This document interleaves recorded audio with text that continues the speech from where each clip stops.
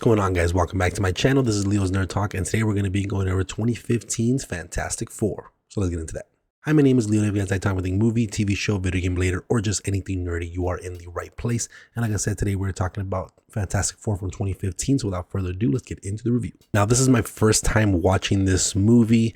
I obviously came into this not expecting anything. There's always memes about this movie. I know this is inherently one of the worst Fantastic Four rated movies out of the previous three that we've had so far. And yeah, it's about as bad as I expected. But before I give you my thoughts about this Fantastic Four movie, let me know what you guys think about this one in the comment section down below. And of course, once again, share your excitement for Fantastic Four First Steps coming out in a couple of days from now. So without taking too much more of your time, let's go ahead and get straight into the pros. And obviously, there's not much here. I would say probably one of the pros is the idea and concept of this movie. I think it's kind of unique as a sci-fi movie, not really as a Fantastic Four movie, but essentially, you know, they're creating kind of a portal in a sense, or a teleportation device that's making them go between different dimensions, and kind of the implications on that, and if they can use that to kind of learn more about ourselves or their new resources to kind of save Earth and things like that. So that concept sounds like just a pretty neat generic sci-fi movie that we've probably seen done before and also done a lot better. But overall, it's still kind of a unique, fun concept in and itself. And I've said this many times before in different reviews as well. I can always respect when someone's trying to do something a little bit different. And this is definitely a different take on Fantastic Four from what we've seen previously. Now, like how I mentioned on the review series for the Fantastic Four movies, I've never read any of the comic books. So I don't know if this storyline or this kind of version of this origin story is at all in any of the comic books, or like the way they kind of portray these characters.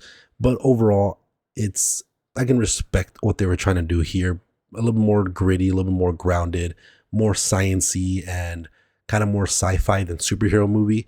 But it just didn't work out. But I still respect the ability to make a movie and try to do something, even if it doesn't work out for everybody, and especially from what we see, didn't work out for a lot of people. You know, and this movie is also kind of harmless. It's not something where it's completely unwatchable. It does enough where it could keep you entertained for the most part throughout the entire movie. And when I say entertained, I don't mean like, oh wow, I'm enjoying this, but it's like it's serviceable enough. So I guess that can be a positive too. Okay, let me stop sugarcoating everything. Let's just go straight into the cons. I'm really sitting here trying to figure out what positives I can talk about this movie. And like I just previously mentioned, it's serviceable enough. It's a movie that you can throw on and have some fun moments with it here and there. But let's get right into the cons. First and foremost, to me, this doesn't even feel like a Fantastic Four movie. About an hour, 20 minutes of the runtime, maybe an hour 30, it feels like just a generic sci-fi story of a group of kids that are seemingly geniuses making a teleportation device to a different dimension and trying to find the implications of what that really means. Cool. That's, you know, a very generic sci-fi movie that is not a Fantastic Four movie by any means. We don't really get the quote unquote Fantastic Four until the last 10-15 minutes of this movie, where they finally team up to go against Doctor Doom. And speaking of Doctor Doom, I really did not like the way they adapted his character in this. You have a person who's also kind of like a somewhat student of this university, and he's kind of like this, for lack of a better word, bum that lives on his own. His house is a mess, but he's a super genius. He's kind of like this kind of bro type of dude. You know, he's got his leather jacket on. He gets jealous of Reed Richards talking to Sue and stuff, and he's trying to, like, I don't know, kind of play like that very stoic bad boy type of dude, and it just doesn't work for the Victor character, in my opinion. He kind of is also like a one-note character for most of the movie. You get no arc with him. He is very like stiff and emotionless throughout this entire film. And so I don't really like the way they did that character. And even when he becomes the infamous Doctor Doom, I don't like the way they did it either. You know, him going to this planet and the planet in this new dimension merging with him. So now his like body is like metal. And I don't think it looks that good either. Like the way they did his face looks a little funny and weird, and it just doesn't fit really. And then that goes along with everybody else really in this movie too. You know, you have Richard Reed, plays by Miles Teller, that I thoroughly enjoy him as an actor. And he doesn't necessarily do terrible in the movie, but very similar. He's kind of a one-note character, kind of has one emotion throughout the whole movie. And then you do get some of those very awkward moments in this movie, which we'll talk about a little bit later, of just, there are some moments that is just very, very poor acting.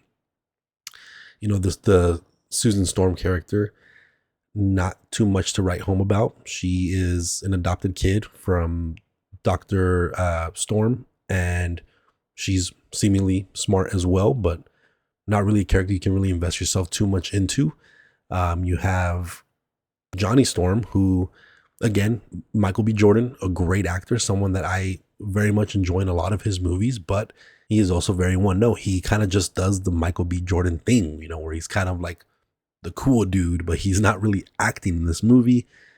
And then you have the Ben character, who typically, from what I know, he's also kind of a smart guy, but he kind of just gets thrown into this movie by convenience. You know, like he gets into this super high security area where they're building this teleporter just because Reed Richard calls us up and says, hey, you know, buddy, you know, we did this since we were kids. I'm not going to do this experiment without you. So come on down to this, you know, highly secured security place where we built this teleportation device, and come along with us to this new dimension. You know, that was very convenient as well. And then his character kind of seems to kind of just hate everybody for no reason.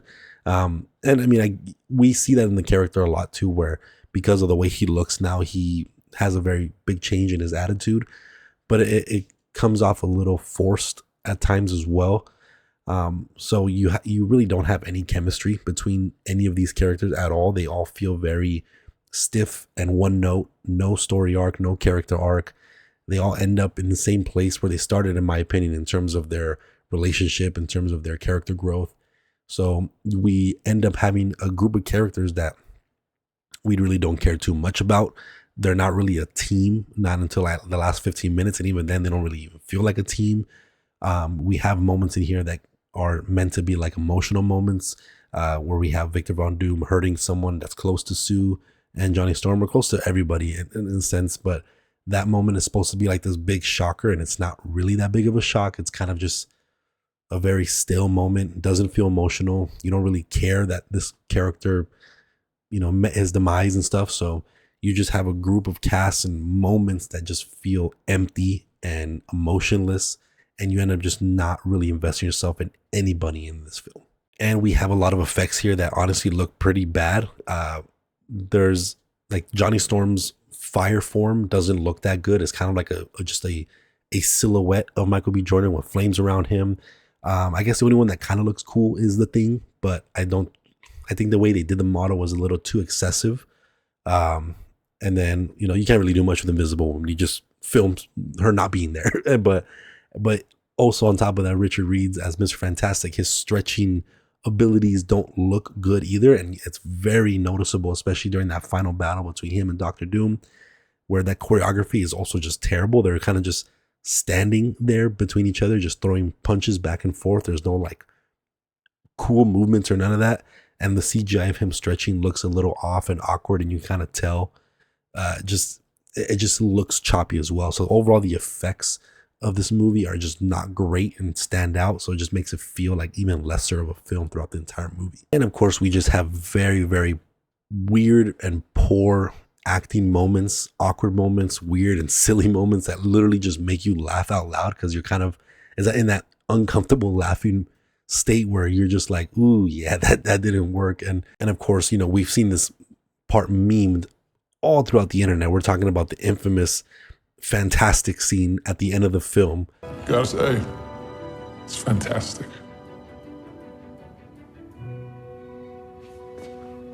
Say that again? And that is not the only moment where they kind of throw something out there that's supposed to like make you feel like, hey, this is still a Fantastic Four movie. Like I said, throughout the entire movie, you don't feel like this is a Fantastic Four movie. This is kind of a sci-fi film with Fantastic Four elements thrown in there. Like you even have a moment towards the beginning half of the movie where Victor is talking about how he feels like the world deserves what it's coming to it. And you have Susan going, oh, look at this guy, Dr. Doom over here. Say that again? And you're like, okay, like you're just hitting these way on the nose, and it just comes off as super forced, very awkward, clunky dialogue, and just no emotion behind these line deliveries or anything like that. So this movie just comes off very bland and bleak, emotionless, and you leave the movie being like, yeah, I did not care for that at all. And ultimately, what does this all sum up to? This just doesn't feel like a superhero movie. This doesn't feel like Marvel. This doesn't feel like Fantastic Four. This just feels bland. And that is so unfortunate, because I think we had a good group of characters here in terms of the casting. These are all great actors, and they could have done something a lot better with this movie, but the execution was just very, very poor. But that is going to be it for this one, guys. Let me know what you guys think about Fantastic Four from 2015. I think it's pretty bad. It's watchable, I guess, but probably would never rewatch it. I'd rather watch the other ones, and then hopefully First Steps is just fantastic. Say that again? That's going to be the definitive Fantastic Four movie from here on out. But again, if you guys like anything movie, TV show, video game related, or just anything nerdy, you are in the right place. Make sure that like and subscribe button. I'll see you guys on the next video. Thank you.